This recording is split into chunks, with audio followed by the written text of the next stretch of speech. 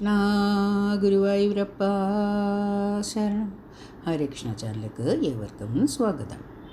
ഏകാദശികളിൽ പ്രധാനമാണ് സ്വർഗവാതിൽ ഏകാദശി അഥവാ വൈകുണ്ഠ ഏകാദശി എന്ന് നമുക്കെല്ലാം അറിയാമല്ലോ. ധനുമാസത്തിലെ വെളുത്ത പക്ഷ ഏകാദശിയാണ് സ്വർഗവാതിൽ ഏകാദശിയായി ആചരിക്കുന്നത്. സ്വർഗവാതിൽ ഏകാദശി വ്രതാനുഷ്ഠാനം തലേ ദിവസം തന്നെ ആരംഭിക്കേണ്ടതാണ്. തലേന്ന് ഒരിക്കലൂടെ മാത്രം നടത്തണമെന്നാണ് വിധിപ്രകാരം പറയപ്പെടുന്നത്. ഏകാദശി ദിവസത്തിൽ നാം പൂർണ്ണമായും ഉപവാസം നടത്തേണ്ടതാണ്. ഈയിടയ്ക്ക് ഷുഗറൊക്കെ ഉള്ളവർ പൂർണ്ണ ഉപവാസം അനുഷ്ഠിക്കേണ്ടതില്ല. ഗോതമ്പ് കൊണ്ടുള്ള ആഹാരങ്ങളും പഴവർഗ്ഗങ്ങളും ഒക്കെ കഴിക്കാവുന്നതാണ്. ഈ ഏകാദശി സാധാരണ തീയതി കണക്കാക്കിയിട്ടാണ് പഞ്ചാംഗപ്രകാരം നോക്കുന്നത്. 2025 സ്വർഗവാതിൽ ഏകാദശി അഥവാ വൈകുണ്ഠ ഏകാദശി എന്നാണ് നോക്കാം. സ്വർഗവാതിൽ ഏകാദശി ആചരിക്കേണ്ടത് തലേന്ന് ദശമി മുതൽക്കാണെന്ന് പറഞ്ഞുവല്ലോ. ഇന്ന് ദശമി, പിന്നെ ഏകാദശി, അതിന് പിറ്റേന്ന് ദ്വാദശി, പുലർച്ചെ എന്ന രീതിയിലായിരിക്കണം നാം സ്വർഗവാതിൽ ഏകാദശി വ്രതം അനുഷ്ഠിക്കേണ്ടത്. ദശമി നാൾ ഒരിക്കൽ ഗുണമാവാം. ഏകാദശി നാൾ നേരത്തെ പറഞ്ഞതുപോലെ പൂർണ്ണ ഉപവാസം. അത് കഴിയാത്തവർക്ക് പഴവർഗ്ഗങ്ങളും ഗോതമ്പ് കൊണ്ടുള്ള ആഹാരം ഒരു നേരം അങ്ങനെ കഴിക്കാവുന്നതാണ്. പിറ്റേന്ന് ദ്വാദശിക്ക് പാരണ വീടാവുന്നതാണ്. 2025 ദിവസത്തിൽ ശകലം വ്യത്യാസം കാണുന്നുണ്ട്. അതായത് കാലണ്ടർ പ്രകാരം ജാനുവരി 10 സ്വർഗവാതിൽ ഏകാദശി എന്ന് കാണുന്നുണ്ട്. ചില കലണ്ടറുകളിൽ 9 കാണിക്കുന്നുണ്ട്. 8 തീയതി ഉച്ചയ്ക്ക് ശേഷം 2:26 വരെ നവമി തിഥിയാണ്. അതിനുശേഷം ദശമി ആരംഭമാണ്. ദശമി 9 തീയതി വ്യാഴാഴ്ച ഉച്ചയ്ക്ക് 12:23 വരെയാണ് കാണിക്കുന്നത്. അത് കഴിഞ്ഞിട്ടാണ് ഏകാദശി ആരംഭിക്കുന്നത്. അതായത് 9 തീയതി വ്യാഴാഴ്ച ഉച്ചയ്ക്ക് 12:23 മുതൽക്കാണ് ശരിക്കും ഏകാദശി തിഥി ആരംഭിക്കുന്നത്. ഏകാദശി തിഥി ജനുവരി 10 9:08 മാത്രമാണുള്ളത്.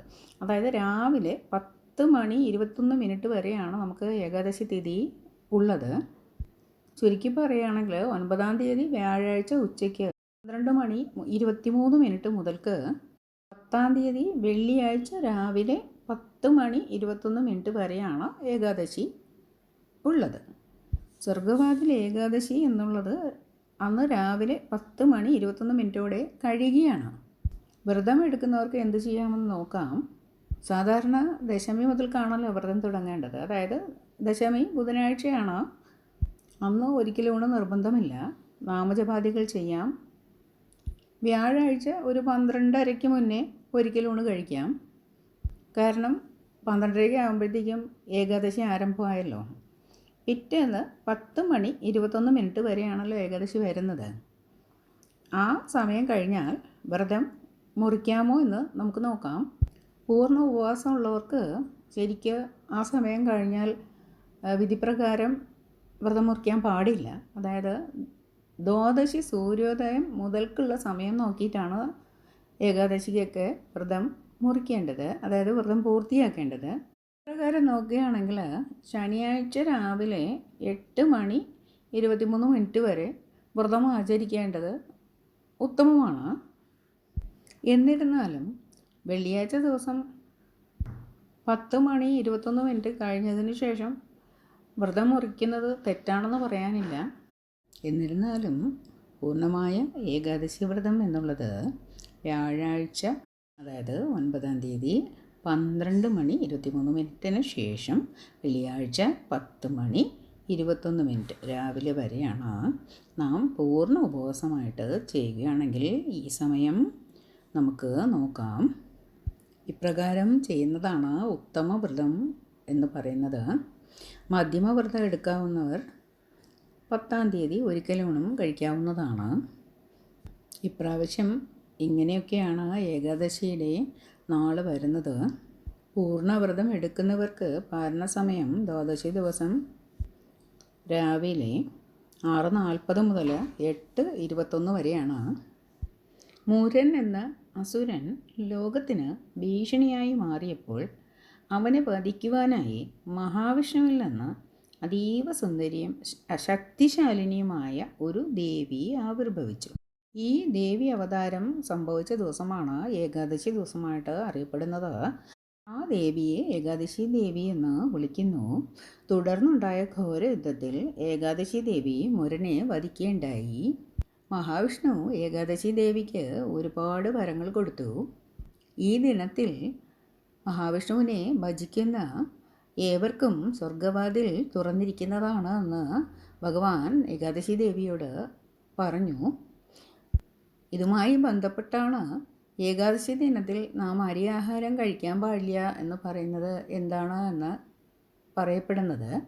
അതായത് മുരൻ എന്ന ഈ അസുരൻ സ്വർഗലോകത്ത് കിടക്കാൻ വേണ്ടിയിട്ട്, അതായത് സ്വർഗത്തിൽ ഒരു സ്ഥാനം ലഭിക്കാൻ വേണ്ടിയിട്ട് അരിയിൽ വസിക്കുന്നതായിട്ടാണ് പറയപ്പെടുന്നത്. അതായത് ഏകാദശി ദിനത്തിൽ ഈ മുരൻ എന്ന അസുരൻ അരിയിൽ വസിക്കുന്നു.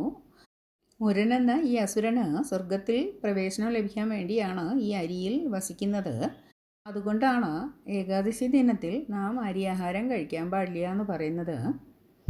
ഇപ്രകാരമാണ് ആ വിശ്വാസം.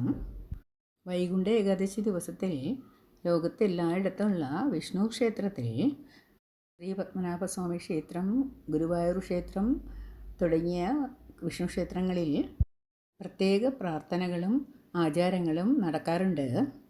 മിക്കവാറും എല്ലാ വിഷ്ണു ക്ഷേത്രങ്ങളിലും വൈകുണ്ഠ ദ്വാരത്തെ പ്രതിനിധീകരിക്കുന്നതിനായിട്ട് പ്രത്യേക ഘടനയുള്ള വാതിലുകൾ സ്വീകരിക്കാറുണ്ട്. ഇതിനാൽ വിഷ്ണു ക്ഷേത്രങ്ങളിൽ സ്വർഗവാതിൽ ഏകാദശി ദിവസം ദർശനം നടത്തുന്നവർ പ്രത്യേകം ശ്രദ്ധിക്കേണ്ട ഒരു കാര്യമുണ്ട്. അതായത് നാം വിഷ്ണു ക്ഷേത്രങ്ങളിൽ പ്രവേശിക്കുമ്പോൾ മുൻവാതിൽ കൂടി പ്രവേശിച്ച് ഭഗവാനെ തൊഴുത് പ്രാർത്ഥിച്ച ശേഷം മറ്റൊരു വാതിൽ കൂടി വേണം പുറത്ത് കിടക്കാനായിട്ട്. അപ്രകാരം ചെയ്യുന്നത് സ്വർഗവാതിൽ കടക്കുന്നതിന് തുല്യമാണ് എന്നാണ് വിശ്വാസം. സ്വർഗവാതിൽ ഏകാദശി ദിവസം ചില കാര്യങ്ങൾ ചെയ്യുന്നത് വളരെയധികം ശുഭഫലങ്ങളെ നൽകുന്നു. നമ്മുടെ ഭാഗ്യം ഉണരുകയും ഒപ്പം നമുക്ക് നല്ല സന്തോഷവും ആരോഗ്യവും ഐശ്വര്യവും നൽകുകയും ചെയ്യുന്നു. ജീവിതത്തിൽ നാം വലിയ സാമ്പത്തിക പ്രതിസന്ധി നേരിടുകയാണ് ഇപ്പോൾ എന്നുണ്ടെങ്കിൽ ഈ സ്വർഗവാതിൽ ഏകാദശി ദിവസം തുളസിമാല ഉപയോഗിച്ച് ഓം നമോ ഭഗവതേ വാസുദേവായ എന്ന് 108 പ്രാവശ്യം ജപിക്കുക. ജപിച്ചതിനു ശേഷം അർഹതപ്പെട്ടവർക്ക്, അതായത് പാവപ്പെട്ടവർക്ക് നമുക്ക് പഴവും ഭക്ഷണവും നമ്മളാൽ കഴിയുന്ന സാമ്പത്തിക സഹായവും കൊടുക്കാവുന്നതാണ്. ഈ അർഹതപ്പെട്ടവർക്ക് വസ്ത്രദാനം ചെയ്യാൻ സാധിക്കുമെങ്കിൽ വളരെയധികം ഉത്തമമാണ്. പ്രത്യേകിച്ച് സാമ്പത്തിക പ്രതിസന്ധി നേരിടുന്നവർ ഈ പരിഹാരം ഒന്ന് ചെയ്തു നോക്കേണ്ടതാണ്. സ്വർഗവാതിൽ ഏകാദശി ദിനത്തിൽ നാം മഹാവിഷ്ണുവിൻ്റെ നാമജപത്തിൽ മുഴുകുക എന്നുള്ളത് വളരെ അത്യാവശ്യമാണ്. അപ്രകാരം ചെയ്യുന്നത് നമുക്ക് വളരെയധികം ശ്രേയസ് നേടിത്തരുന്നു. സാധ്യമായ സമയങ്ങളിലെല്ലാം നാം ഓം നമോ നാരായണായ എന്ന അഷ്ടാക്ഷര മന്ത്രവും ഓം നമോ ഭഗവതേ വാസുദേവായ എന്ന ദ്വാദശാക്ഷര മന്ത്രവും ജപിക്കാം.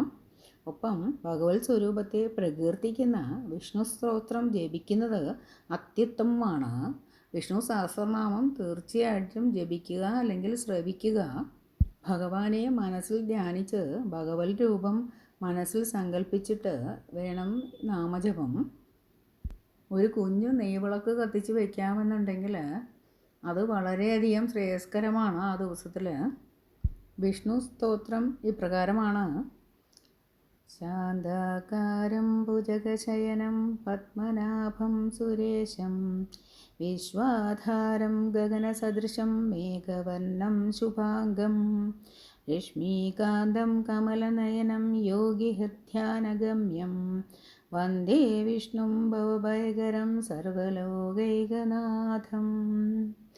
ഈ വിഷ്ണു സ്തോത്രത്തിൻ്റെ അർത്ഥം ഇപ്രകാരമാണ്: ശാന്തമായ ആകാരത്തോടു കൂടിയവനും സർപ്പത്തിൻ്റെ പുറത്ത് ശയിക്കുന്നവനും നാഭിയിൽ താമരപ്പൂ ഉള്ളവനും ദേവന്മാരുടെ ഈശ്വരനും ലോകത്തിന് ആധാരമായിരിക്കുന്നവനും ആകാശത്തിന് തുല്യനും മേഘവർണ്ണമുള്ളവനും ശുഭമായ അവയവങ്ങളോട് കൂടിയവനും ലക്ഷ്മി ദേവിയുടെ ഭർത്താവായവനും താമര ഇതൾ പോലെയുള്ള കണ്ണുകളുള്ളവനും യോഗിവര്യന്മാരുടെ ഹൃദയത്തിൽ ധ്യാനത്താൽ ഗമിക്കുന്നവനും അഹങ്കാരത്തെയും ഭയത്തെയും ഇല്ലാതാക്കുന്നവനും സർവ്വലോകത്തിനും നാഥനുമായ ഭഗവാൻ മഹാവിഷ്ണുവിനെ ഞാൻ വന്ദിക്കുന്നു.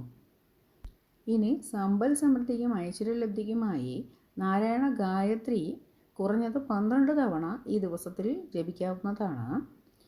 നാരായണ ഗായത്രി പ്രകാരമാണ്: നാരായണായ വിദ്മഹേ വാസുദേവായ ധീമഹി തന്നോ വിഷ്ണു പ്രചോദയാത്. ഗ്രഹപ്പിഴ ദോഷങ്ങൾ അകറ്റാനും രോഗദുരിത ശാന്തിക്കായും വിഷ്ണു ദ്വാദശനാമങ്ങൾ ജപിക്കാം.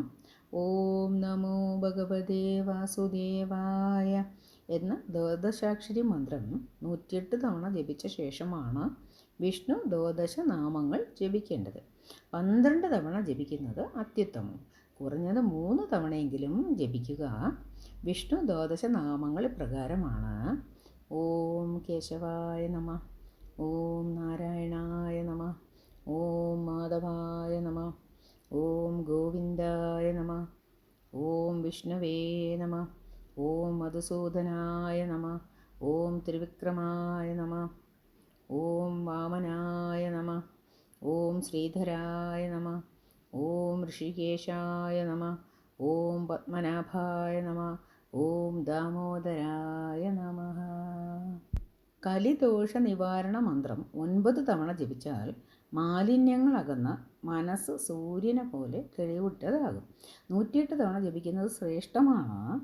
കലിയുഗത്തിലെ ഏറ്റവും ശക്തിയേറിയ നാമമാണ് ഈ കലിദോഷ നിവാരണ മന്ത്രം.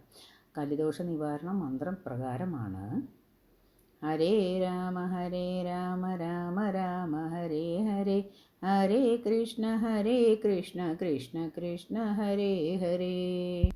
ആയുസ്സിൻ്റെയും ആരോഗ്യത്തിൻ്റെയും ദേവതയാണ് ധന്വന്തരി ഭഗവാൻ. ധന്വന്തരി ഭഗവാനെ ഈ ദിവസത്തിൽ ധന്വന്തരി ഭാവത്തിൽ ഭജിക്കുന്നതിലൂടെ രോഗങ്ങൾ നീങ്ങി ആരോഗ്യവും ആയുസ്സും സിദ്ധിക്കുമെന്നാണ് വിശ്വാസം.